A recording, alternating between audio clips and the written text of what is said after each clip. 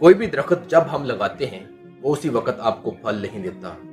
कुछ महीने या कुछ सालों में बड़ा होने के बाद वो आपको फलों से माला माल करता है। बिल्कुल इसी तरह जब हम कोई नया कारोबार, कोई नया बिजनेस स्टार्ट करते हैं वो उसी वक्त आपको प्रॉफिट नहीं देता। कुछ महीने या कुछ साल गुजरने के बाद वो आपके लिए दौलत वाली और पैसों वाली मशीन बन जाता है।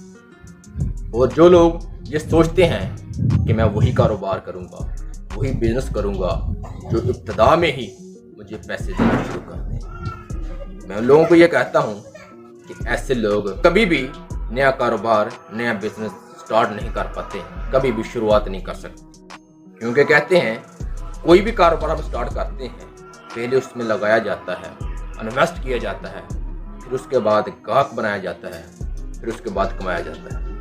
और आखिरी बात बड़ी इम्पोर्टेंट कि इन्वेस्ट करना, उसमें पैसा लगाना हर शख्स जानता है, लगा सकता है, लेकिन ग्राहक बनाना कोई जानता है।